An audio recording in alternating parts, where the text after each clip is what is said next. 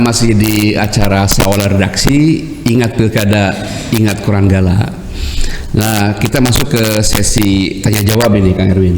Tanya jawabnya untuk berat-berating lah pasti, Kang Erwin. Baik berat gitu jawab Ya silakan. Apa Kang Bodi? Ya, atur nuhun Kang Erwin. Lu aing pertanyaan disiapkeun ya Mas, saya mah teu nyiapkeun jawaban. Santai Mas. Tadi kan Kang Erwin nyebut bahwa nomor 1 yang akan didorong di Kota Bandung adalah pendidikan, Kang. Oke. Nah, Termasuk kesehatan Pak, saya lupa tadi saya belum bicara. Kesehatan kudu gratis Pak. ya. Nah, bicara soal pendidikan ini kan pasti akan sejalan dengan tingkat kemajuan Ya. masyarakat. Nah, kalau kita lihat dari sisi nasional, memang dari tingkat buta huruf sama sekali bagus pencapaian. Bandung paling bagus Pak. Bandung paling bagus. Kalau bicara itu. Nah, tapi itu tidak sejalan dengan minat baca. Oke. Minat baca kita turun. Walaupun memang kita ketahui lah, mungkin orang sekarang baca itu tidak lagi buku atau koran misalnya. Oke. Media kita berpindah ke digital. Oke. Nah, menurut Akang literasi seperti apa yang cocok untuk generasi muda, khususnya anak-anak, supaya gemar lagi membaca? Oke. Pertama mungkin begini Pak. Sekarang ini emang karena teknologi digital sudah semua tahu semua. Iya. Termasuk di DPR juga Pak. Sekarang Bapak bisa tahu apa perda-perda yang sudah dihasilkan oleh anggota dewan, apa perwa-perwa yang sudah dihasilkan oleh wali kota. Itu ada di JDIH Pak. Jaringan itu. Berarti kalau buka JDIH ketik udah keluar semua tahu. Nah, bagaimana kita mempermudah informasi ini? Ya, baik informasi yang ada di pemerintahan Kota Bandung maupun yang di DPR maupun yang ada di tingkat level kelurahan, Pak. Bisa diakses semuanya. Makanya kita akan buat bukan comment center ya. Kita buat di tiap kelurahan kesempatan ada comment center, Pak. Makanya sekarang kan ada apa namanya tadi lupa deh. Apa sih? Bukan apa yang pemerintah sudah wujudkan sekarang ini kan ada di tiap kelurahan tuh literasi minat baca Pak. Kita udah ada di tiap kecamatan, kita menempatkan satu tempat Pak, di situ anak-anak muda atau siapapun di sana, para karang taruna dan lain-lain untuk bisa kita siapkan wifi juga di sana. Spek aduh ya Allah jadi pohon deh. Kospeki apa? Kospes. Oh, Kospes. Walking space. Nah, walking space sudah kita siapkan semua di situ. Di kecamatan hampir tapi belum semua ya, kita nanti tambah. Nanti tinggal bagaimana kita mereka takutnya begini alasannya, aduh terbuka wifi, aduh terbuka pulsa. Nah kita dekat kita buat itu. Kalau perlu tiap kelurahan Pak. Berarti gratis Pak? Gratis. Emang harus Pak. Karena kadang-kadang akses ini harus cepat. Mereka ini cepat tapi apa namanya perlu kita awasi juga Pak. Karena kadang-kadang anak-anak kita juga kan takutnya mengakses yang lain-lain kan. Iya. Sekarang ada cuma main game online untuk main game saja kan seperti itu. Tapi saya tidak hanya bersifat tadi Pak bilang literasi ini hanya berdasarkan lewat Google atau online atau lain, tapi perlu juga Pak. Kita ini menanamkan minat baca kepada anak-anak kita semua. Bagaimana caranya? Makanya kita ada yang namanya buku-buku yang dibawa lewat roda dorong Pak. Oh, itu ya, udah. Cuman bagaimana kita mengemas itu semua menjadi lebih diminati Pak. Nah, nanti kita perlu olah bagaimana itu sudah ada Pak. Cuman terjalan. Ya, itu pakai kayak roda terus membuat tempat di tiap itu memang perlu minat baca ini. Nah, menurut saya Pak, jadi sekarang ini literasi ini, tapi anak-anak muda ini saya rasa maaf ya Pak ya. Orang sudah sangat senang minat baca Pak, cari informasi. Kenapa? Ya karena anak-anak muda saat ini kritis Pak. Mereka ini kritis, makanya saya bilang tadi yang al-wa'yu al-ilmi ini untuk ilmu kita tanamkan Pak. Selain agama dulu baru ilmu ini ya si orang tua. Perlu para orang tua ini membatasi itu semua Pak gitu. Makanya kayak saya udah dibatas Pak anak saya itu kan. Main HP dari jam 2 jam. Jam 6 sholat harus jangan ketinggalan sholat. Jadi bahkan anak saya 2 lulusan gontor Pak. Jadi suka tuh kasih A jadi suka ini lihat sholat tepat waktu, ngaji sok boleh. Jadi kita atur ini perlu juga ketegasan dari para orang tua ya untuk mengawasi anak-anak kita yang emang terkait literasi ini. Karena minat baca ini juga kadang-kadang tergantung hobi juga Pak. Kalau yang hobinya baca ya mungkin sering baca, nggak usah disuruh. Tapi ada anak-anak muda yang emang senangnya olahraga ambung maca olahraga we gitu. Nah makanya tidak juga harus selalu kita tekan Pak untuk membaca. Kadang-kadang ada juga kayak anak saya yang kedua nggak hobi baca tapi hobi mendengarkan Pak. Dia mendengarkan masuk ke otaknya Pak, ada juga seperti itu.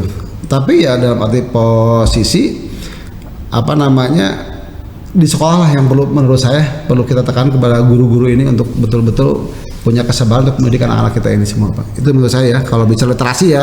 Pak kan literasi, emang orang itu teorinya literasi, tapi kan tidak semua orang tuh hobi nggak baca Pak. Sehingga saya kan tuh hobi baca Pak sebetulnya, makan saya hobi mendengarkan Pak gitu. Berarti memang literasi itu bukan berarti membaca Pak. Betul. Karena memang literasi itu definisinya adalah memahami. Ya. Kalaupun baca tidak memahaminya dalam percuma Pak. Jadi Iya. dia memahami. Enggak, tapi kan diartikan saya itu nggak baca Pak. Iya. Karena disiapkan buku kan. Iya. Isinya. Iya, dalam arti puisi kan di apa sih itu maca ikro kan gitu puisi itu disiapkan di tiap kecamatan di walking space tadi ya, di walking space itu kan disiapkan itu seperti itu. Berarti nanti kalau Bapak jadi wali kota, setiap kecamatan akan gratis internet. Oh, pasti jangan Pak RW Pak saya mah. Oh, per RW ya. Tiap RW harus gratis. Kita siapkan apa namanya wifi gratis tiap RW Pak. Iya, iya. Ya supaya kita bilang tadi alasan deh ente bisa jadi kan ada akses kita kan pasti di tiap RW punya balai sawala. Nah, bertata balai sawala iya Pak dipakai nongkrong barudak terang taruna. Ya anak-anak yang lebih baca di situ. Kalau perlu nanti di tiap kelurahan diadakan pusat literasi kan. Mau sih bisa diisi di situ kan. Apa yang menjadi ajuan-ajuan dari karena saya punya cita-cita Pak kalau saya jadi wali kota, saya akan menganggarkan 1 triliun untuk dikelola oleh masyarakat Pak. 1 triliun. Ya 5 tahun. Anggapnya 1 tahun 200 juta jang RW Pak. Nah RW itu bisa wae naon wae nu dipakai jang tidinya gitu Pak. Toh manfaatnya buat masyarakat juga. Jadi anggaran itu dipakai dikelola oleh masyarakat Pak, termasuk kayak PPK. Ya PPK saya kalau saya jadi tetap PPK jalan, tapi polanya tidak akan dikerjakan pihak ketiga Pak, tapi dikerjakan oleh masyarakat Pak, sepak kelola. Jadi jangan dibuat aturan ada pilihan. Pihak ketilu sewa kelola langsung sewa kelola. Kunaon memang patna melibatkan pengangguran listrik bisa digawe. Enggak rata-rata pihak ketilu terus. Gitu Pak, jadi perlu melibatkan masyarakat Pak, ajak masyarakat ini tapi diberi duit nauge gitu ke orang dengan sistem kita pakai konsultan untuk mengawasi hal itu semua. Oke. Kalau bicara soal literasi hubungannya dengan aksesibilitas teknologi, nah jadi saya jadi ingin nanya ke Bapak. Apa tuh? Menurut Bapak definisi smart city kan kemarin sering pakai smart city, Iya. Iya. Menurut Bapak smart city itu kayak gimana Pak? Pokoknya ramah we semat Pak. Karena ternyata ada mah indikatornya jadi banyak aplikasi, jadi pusing gua aplikasi masyarakat. Ya ini makanya Pak, makanya posisi ini kita benahi ini semua Pak. Smart city ini ya bagaimana saya bilang, saya udah ngomong juga tidak semua itu paham teknologi Pak. Kemudian kolotnya kena berang orang pada internet. Nah ini bagaimana smart city ini kita lebih modifikasi Pak ke hal-hal yang mungkin mana yang lebih diperlukan lah seperti itu. Karena detail lama saya sampah pisan Pak, detail untuk ya hanya semuanya pasti sama lah seperti itu budak orang anu lebih paham nama kan seperti itu. Tapi posisi konsep aplikasinya di lapangan nanti kita akan kita benahi mana yang kira-kira kata Bapak tadi yang bermanfaat, mana yang tidak kan seperti itu. Iya. Insya Allah Pak, saya bakal turun langsung Pak. Iya Pak. Turun langsung mengawasi kan pemimpin kudu gitu Pak, kudu turun langsung mengawasi kondisi bagaimana keluhan-keluhan di masyarakat gitu kan. Saya hanya menambahkan gini Pak, di Bandung kan kemarin juga digencarkan program Smart City itu kan, itu selalu diulang-ulang Pak. Kemarin yang masuk jadi tersangka KPK kan dalam konteks Smart City juga, nah itu jadi harus pengawasannya benar-benar Pak, ya. Jadi nggak semat-semat kan akhirnya, gitu. Mbak selanjutnya Bapak Budi, Pak Sandor. Oh ya, kan terlibatkan nanti di dalam. Siap. Tadi soal kesehatan menarik kita akan diuraikan kan. Siap. Kita soal ini Garuda BPJS KIS. Oke, ya. Fasilitas kesehatan tambahan apa yang akan lakukan? Nah, setahu saya warga Surabaya itu kan sudah gratis semua ya.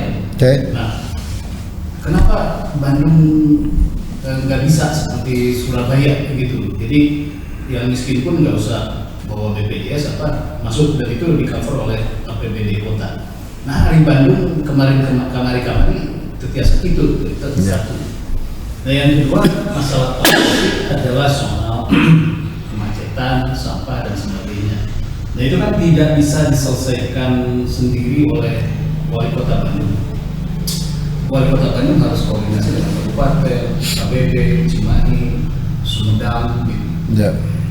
Nah, ini kan koordinasi ini konon antar kepala daerah di Bandung Raya ini susah gitu. Nah, bagaimana kiat Kang Erwin mengatasi soal ini? Karena menurut saya sih kalau kita bicara kemacetan itu nggak mungkin diselesaikan oleh kota Bandung sendiri gitu. Kalau kita bikin jembatan layang seperti di Bojongsoang, pasti harus koordinasi dengan kota. Karena terkoneksi ya. Terkoneksi. Kalau kita mau bangun LRT pasti dengan Jatinangor gitu ya.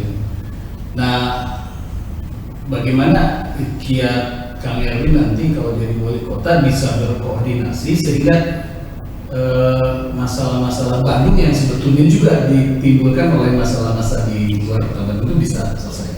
Itu juga soal kesehatan tadi. Kunaon kemarin orang tidak bisa seperti Surabaya gratis. Oke, Pak. Jadi begini, Pak. Kalau saya jadi wali kota, saya pengen seperti Surabaya, Pak. Cukup sekarang kayak di Medan lah gitunya, seperti jika di Medan. Jadi cukup bawa KTP, asup rumah sakit gratis, tapi kelas tilu menyapanya kan seperti itu. Kita ada juga gratis namanya UHC, Pak, Universal Health Coverage seperti itu ya. Cuman saya melihat ini prosesnya kadang-kadang jelema lieureun, Pak. Nelpon ke saya baru beres, nelpon anggota dewan baru beres. Saya berharap nanti kalau jadi wali kota, selama anggaran ini bisa terpenuhi, Pak, kita ada 245 miliar kalau nggak salah UHC ini. Saya justru berharap cukup dengan KTP, mungkin asalnya terbanyak KTP-nya genep bulan lah. Lain karek pindah ke Bandung, KTP-nya 6 bulan, bisa masuk gratis rumah sakit, Pak. Saya pengen seperti itu. Nah, kita masih punya, kalau untuk rumah sakit, kadang-kadang yang jadi persoalan di rumah sakit swasta, Pak. Yang kadang-kadang UHC juga suka ribet. Nah, saya berharap nanti juga saya akan kuasai wali kota, saya akan keliling ke semua rumah sakit, dikumpulkan bagaimana ini supaya swasta juga bisa melayani yang UHC ini lebih mudah, Pak, aksesnya gitu. Malah kalau perlu kita bangun di tiap kecamatan rumah sakit tipe D, Pak. Ya, tipe D kita karena posisi ini yang Bandung Kiwari itu kan B ya. Saya minta waktu rapat, saya minta Bandung Kiwari untuk tipe A, Pak. Jadi sama dengan Hasan Hadikin, Pak. Intinya. Makanya kita sudah anggarkan untuk parkirnya kemarin itu sekitar 40 M kalau nggak salah untuk tempat parkir. Jadi Bandung Kiwari ini orang sepi, ini bukan sepi, sekarang mulai rame. Tempat parkir susah. Kita sudah anggarkan, Pak, 40 miliar untuk beli lahan. Bisa, Pak, semua juga, Pak. Kita nanti akan yang penting mah kayak pendidikan jangan kurang dari 20% aja kan seperti itu. Bisa, Pak, semua menurut saya. Ya, kalau terkait tadi Pak bilang kenapa sih nggak bisa? Nyata kudu pimpin wani, Pak. Insya Allah saya wani, Pak. Selama anggaran itu ada, ya udah gratiskan ya, Pak. Udah kota Bandung mah menasup ke rumah sakit cukup bawa KTP gratis, tapi kelasnya kelas 3. Tapi lamun anggarannya ayah ini ada nggak habis kok, kemarin 240 M ini nggak habis. Kemarin gratis? Nggak habis. Perasaan masih bisa tercapai gitu UHC ini. Berarti belum habis itu tidak termanfaatkan. Enggak, emang ada sedikit lagi sisa lah gitu kan gitu. Kemanfaatan. Ya kalau nggak ada UHC rebuh, Pak. Kalau nggak ada UHC memang repot, Pak. Kan UHC ini bukan hanya diperuntukkan untuk keluarga miskin saja, semua yang bisa dipakai. Iya.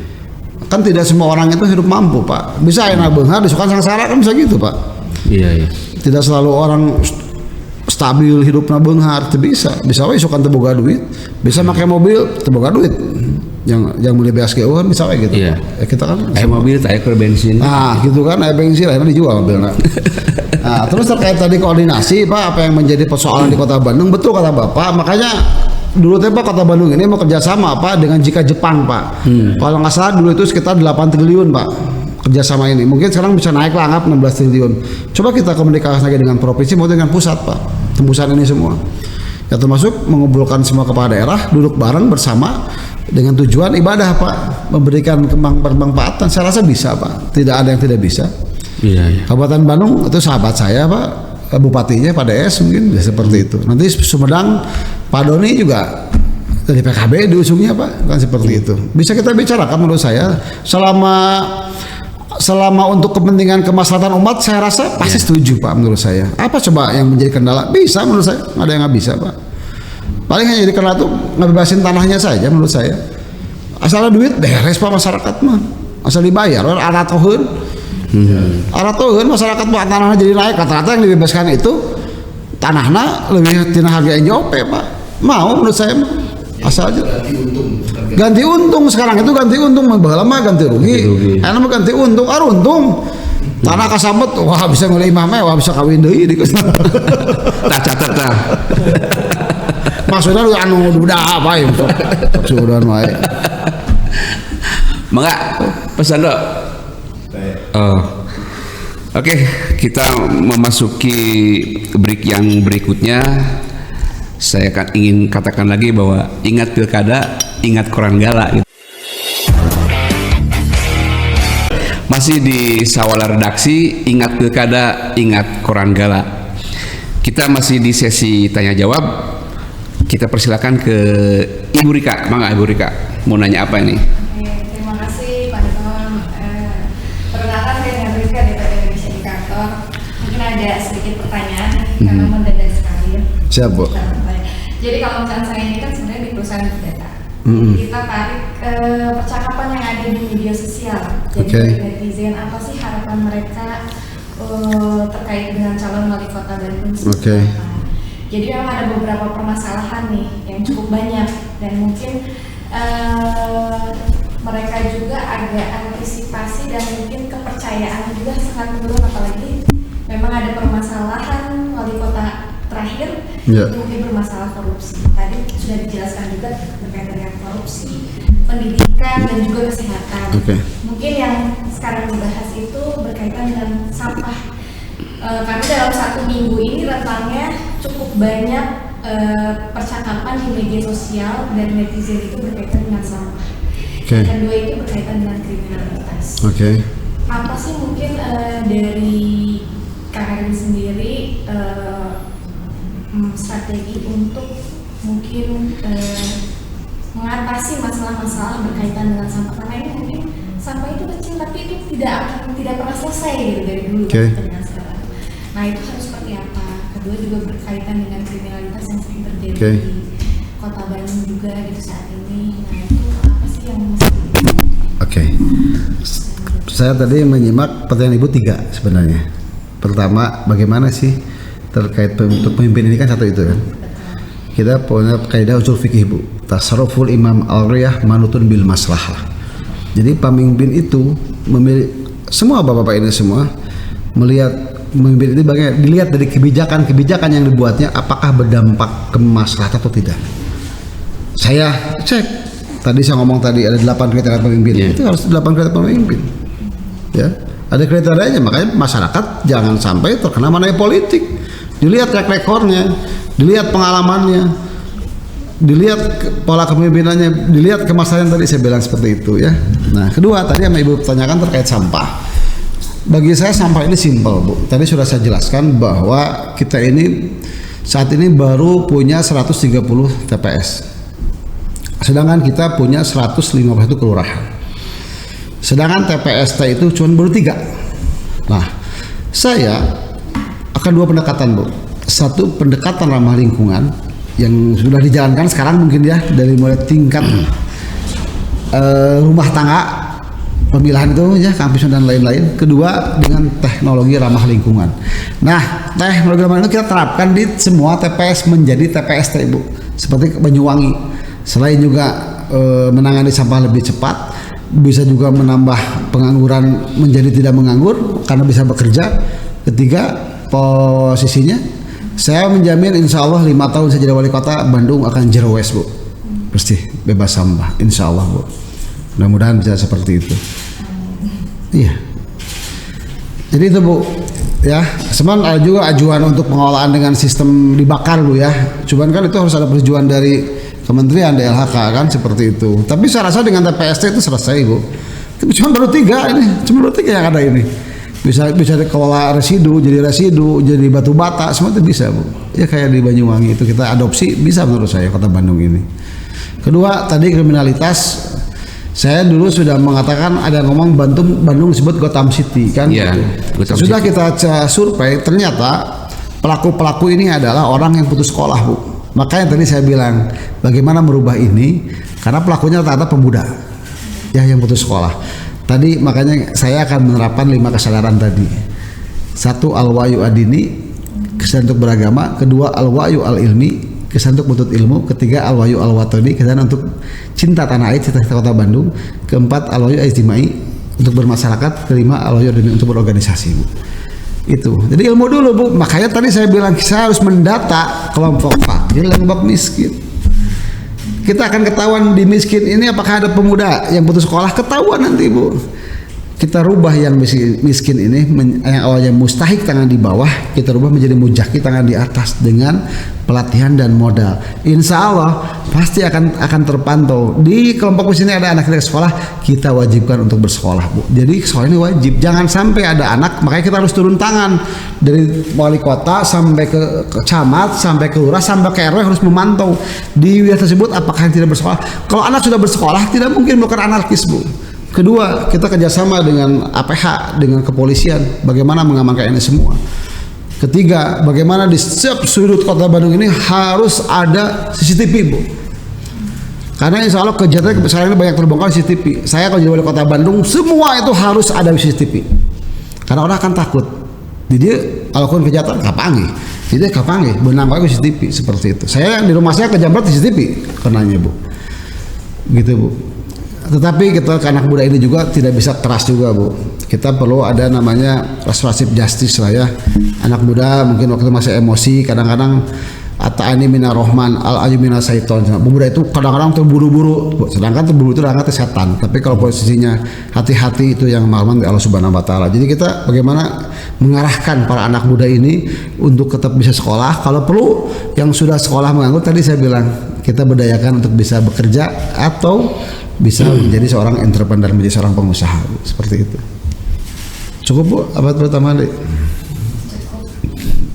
Mangga seterusnya. Oke. Pak, saya hanya tertarik yang tadi PPDB dihapuskan karena memang selama ini kan sistem zonasi selalu ada masalah ya. Betul Bu. Nah, sistem apa yang nanti akan ditawarkan Bapak? Terus apakah kembali ke NEM atau seperti apa? Oke. Kalau emang regulasi ini bisa dipegang oleh kota Bandung atau kota kabupaten masing-masing, selama infrastruktur kita belum merata, saya akan hapuskan PPDB Bu. Sistem zonasi saya akan hapuskan. Saya akan melakukan dengan tes. Apakah itu NEM, apakah itu tes sekolah? Ya, kenapa? Itu lebih memberikan keadilan, Lebih fair ya. lebih fair. Kenapa lebih adil? Orang yang pintar emang mendapatkan haknya masuk ke sekolah yang dia inginkan. Tapi kan bicara rezeki mah kudu pinter. Kadang lu pinter rezeki nasa etik, nu bodoh belum ada duit bisa wae. Jadi jangan, yang penting mah sekarang kita tempatkan haknya orang yang punya kemampuan untuk bisa mendapatkan yang dia inginkan. Jadi tercari hasil percuma diajar aya nama. Anggar orang kudu asupna ka dieu. Tapi kalau dia punya keinginan, jadi kita akan menimbulkan semangat para siswa-siswi ini untuk bertarung, untuk bersaing, dan akhirnya akan melahirkan pemikir-pemikir yang hebat di kota Bandung ini. Tinggal bagaimana kita, walaupun yang kurang kemampuannya, ya kita didik juga dengan pengawasan dari guru kita. Kecuali kalau sudah merata pembangunannya di kota Bandung, baru zonasi bisa kita terapkan dengan sistem sama, tidak ada perbedaan baik fasilitas kualitas yang ada di sekolah tersebut Bu, gitu Bu. Kalau saya ya gitu kan. Nah, karena terus terang saja karena saya anggota dewan banyak menerima saya keluhan-keluhan ini. Kasihan yang pintar yang nilainya 9 karena kurang 0,1 dia akhirnya tidak masuk ke yang diinginkan karena kuotanya kurang, kasihan Bu gitu. Tapi nanti ada celah lagi nggak? Misalnya untuk nilainya akhirnya ada kong kali kong juga nilainya tinggi di sekolah anak sekolah misalnya dengan sistem Ya begini, bagaimana kita ini membuat, tadi saya bilang, membuat manajemen pemerintahan yang amanah. kita akan cek dari mulai hulu sampai hilir, dari mulai guru-gurunya di saat tes. Ya kalau emang berarti kita bisa kepada pusat. Tapi kalau emang tes, ya kita akan lakukan dengan betul-betul seadil-adilnya, Bu. Karena tadi saya bilang, kita ini si pemimpin akan diminta pertanggungjawaban dia mulai akhir bulan. Orang licik, nyawanya disiksa, dia di seni neraka, Bu, seperti itu. Ya kalau kita suujon terus ya mungkin tidak akan juga jalan. Tapi yang pasti bahwa kita ini punya tujuan yang baik, menempatkan sesuatu kepada hal yang benar-benar bisa memberikan kepada kemaslahatan umat, Bu, seperti itu. Oke, masih ada? Sudah cukup? Oke, sebelum kita memasuki segmen terakhir nanti, kita break dulu dan ingat pilkada, ingat Kurang Galak. Kita masih di Sawala Redaksi, ingat Kurang Galak, ingat pilkada. Oh terbalik, ingat pilkada, ingat Kurang Galak. Ingat wali kota. Jadi Netflix karena Pak Yudin, Pak Kang Erwin ini. Kang Erwin sebagai penduduk Bandung asli, ya, Kang Asli sama. Asli kan? Lahir di Bandung, sekolah di Bandung, Ya. gede di Bandung, ngabdi di Bandung. Ya. Makanya perlu jadi pemimpin Bandung. Nah kira-kira apa kenangan terindah sebagai warga Bandung? Kan gini Pak, Bandung itu tidak seluas kota, tapi Bandung itu bukan sekedar kota, tapi tidak seluas kata, karena Bandung ada di dalam jiwa, Pak. Wis. Ima jika nurutan jadi baik ya. Iya sok, soal tempat tinggal di Bandung. Nah di Bandung mah tadem, tentram, damai sebetulnya mah sok. Makanya ada kata Cipopong teh mah kamarnya apa wajib Cipopong. Sana Bandung paling geunah atuh saya kesuling Indonesia paling geunah cing di Bandung seperti itu. Dia emang enak suasana dan apa-apanya. Ada tempat-tempat khusus yang menjadi kenangan Kang Erwin di Bandung. Kenangan-kenangan yang ada di Bandung ya adik saya makan Pak lamun baheula sok ngadulang layangan ya gitu kan. Sok kangen aya lapangnya nu panjang gede gitu. Ada geus eueuh kan lapang teh. Terus apa namanya? Saya sok main bola apa kritiknya karena usaha lapang bola teh. Jadi saya punya cita-cita bahwa nanti itu di tiap kelurahan itu Pak mau bisa mah aya trek Pak, aya trek, aya lapangan, aya kan nunggu sekolah kan bisa kaburu maraotnya. Jadi kudu loba lempang. Jadi buatnya benar Pak. Jadi lansia ini kudu loba lempang. Aya trek di ditu di tengahnya bisa bodak main bola atau naon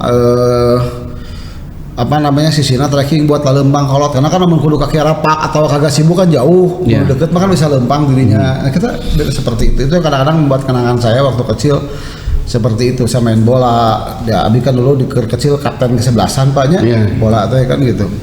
Jadi resep bola ngadulang layangan oge resep kan gitu kan ngadu gambar ya anak-anak seperti itulah seperti itu. Jeung saya kan kulitik Pak didiknya ke bapak 2 kudu bisa ngaji, bisa silat 2, kita kuliah gitu. Jadi kuliah mau sorangan Pak, sendiri. Jadi bisa ngaji, bisa silat Pak. Oh, tapi itu sekarang menguasai pencaksilat ya? Oh iya, saya ketua Pagarnusa Kota Bandung. Oh, Pagarnusa, NU, tong sembarangan. Hah? Asepnya, Kang Asep ya. Oh, sama dia diganti ke saya. Oh, gitu ya. Jadi cocok lah namun ketinggali wanian tanya. Ya kan namun wanian era kusilat tanya. Aduh. Wani Pak. Masa cenah ketua Pagarnusa tuh buka wani. Wani Guru Wani segala rupa kayak orang turunan Garut Pak Guru Wani. Oh iya. Asgar. Saya lahir di Bandung, cuman bapak saya orang Garut. Bapak saya orang Garut, nenek saya orang Garut, tapi saya mah lahir di Bandung, gede di Bandung. Ibu saya orang Bandung, tapi ibu akhirnya orang Garut. Turga lah turunan Garut. Iya. Tapi tilitik lahirnya di Bandung ada. Atau aya tempat Pak anu dianggap kenangan indah, romantis misalnya karena ketemu jeung si ibu tadi mana tah? Di angkot Pak. Wah. Bener jeung indungna barudak teh ketemu teh di angkot. Saya ke jurusan mana angkotna?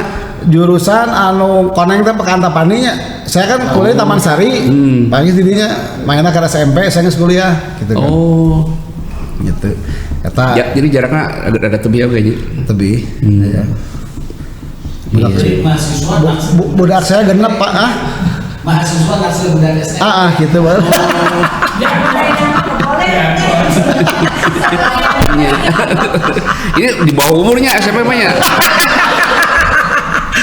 Pelecehannya. Oh, putra genep. Putra genep kahiji, putra abi lulusan di Gontor di pesantren, anak kuliah di Fakultas Dakwah di UIN jeung di Unpas. Alhamdulillah jadi anggota dewan. Anu kahiji umur 24 tahun. Anu kedua sami lulusan di pesantren di Gontor, ayeuna kuliah di UPI nyanak ekonomi syariah, buka perusahaan namana Snaptation.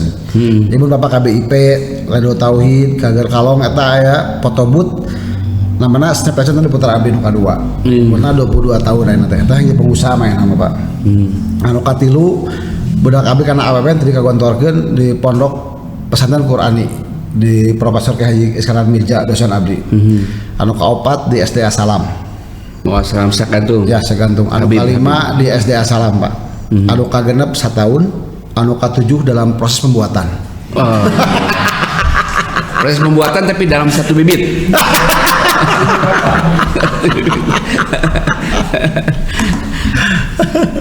Ya, Kang.